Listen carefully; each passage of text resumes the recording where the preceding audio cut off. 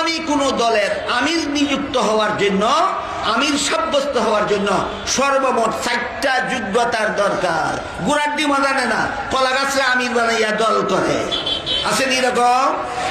কি তফসিলের কিতাবে আমির বানানির কোন যোগ্যতার কথা উল্লেখ নাই। কি যোগ্যতা? 1 নম্বর যোগ্যতা হলো তুমি যাদের আমির হবে সকলের চেয়ে বড় আলেম হতে হবে তোমার। বলেন, মুসলমানের এই সমাজ পরিচালনার জন্য, ইসলামের জাহাদ পরিচালনার জন্য মুসলমান যে দলবদ্ধ হয় যাকে আমির বানাবে, সেই আমির একজন ডাক্তার জাকির নায়েক হলেই হবে। জাকির নায়েক আলেম না ডাক্তার? কি তফসিল কি লেখছে? ডাক্তার রে আমির বানাও না আলেম রে আমির বানাও?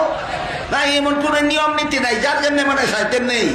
আমার তো মনে হয় বাংলাদেশের মুসলমানের মধ্যে যদি এফালাইয়া ডাক্তার জাকির নায়েক দাঁড়ায় আর দাঁড়ায় মুসলমান ভাইয়েরা সন্ত্রাস দমন করার জন্য আমি জেহাদের ডাক দিচ্ছি, আমার আমির বানাইয়া তোমরা আমার আনুগত্য করো, কোটি কোটি মুসলমান ডাক্তারের অনুগত হয়ে যায়, ডাক্তারের আমির বানাই ফেলেবে।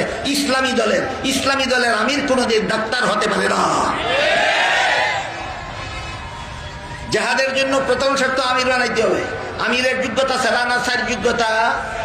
4 যোগ্যতার প্রথম যোগ্যতা হইল অন্যদের তুলনায় তোমাকে বড় আলিম হতে হবে। 2 নম্বর যোগ্যতা হইল অন্যদের তুলনায় ইসলামের বিধান তোমাকে তুলনামূলকভাবে বেশি পালনকারী হতে হবে।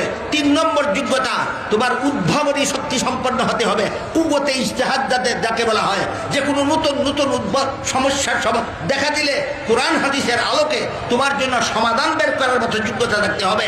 4 নম্বর যোগ্যতা হলো কন্ট্রোলিং পাওয়ার। তুমি যাদের আমির হবে তাদেরকে নিয়ন্ত্রণ করে রাখার মতো নিয়ন্ত্রণ শক্তির অধিকারী হতে হবে। তাফসীরে মারিফুল কোরআন লিখেছেন, এই 4 যোগ্যতায় যদি কেউ সবচেয়ে বেশি সাব্যস্ত হয়, সেখানে ইলেকশন নয়, আমির সিলেক্টেড হবে। আর 4 যোগ্যতায় যদি কেউ সমান হয় তাহলে সেখানে ইলেকশন চলবে। বুঝে থাকলে বলুন, ইসলামের বিধানে ইলেকশন আগে না সিলেকশন আগে? গুড়াড্ডি মাদানা না, ইসলামের নামে দল করে, ইলেকশন বুঝে না, সিলেকশনও বুঝে না। ইলেকশন কোন সময়, সিলেকশন কোন সময়, গুড়াড্ডিও বুঝে না, দল করে ইসলামের নামে। এবার বলুন, যে দেশের সরকারই সন্ত্রাসী অথবা সন্ত্রাসীদের দালাল, সেই দেশে জেহাদ করতে হইলে কি লাগবে? মুসলমানরা ঐক্যবদ্ধভাবে একজন আমির বানাতে হবে। 1 নম্বর শর্ত, ঐক্যবদ্ধভাবে আলিম 4 গুণ বিশিষ্ট একজন লোককে আমির বানাতে হবে। 2 নম্বর শর্ত হলো